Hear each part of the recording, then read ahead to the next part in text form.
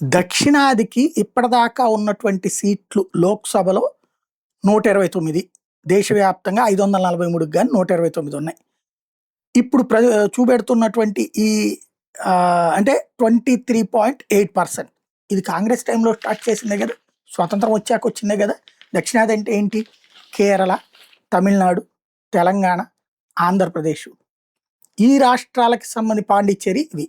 ఈ రాష్ట్రాలకు సంబంధించినటువంటిది సీట్లని అప్పుడు ఖరారు చేసింది కాంగ్రెసే కదా. అప్పుడు 543 సీట్లు 129 అప్పుడు ఉంది. మరి ఎవరు అన్యాయం చేసినట్టు?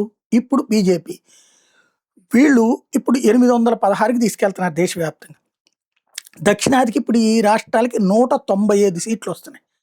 ఇప్పుడు 23.9%. ఇప్పుడు అన్యాయం అంటున్నారు, అప్పుడు న్యాయం అంటున్నారు. ఇప్పుడు ఇంకో 0.1% సీట్లు పెరిగినాయి దక్షిణాది, జనాభా తగ్గినా కూడా.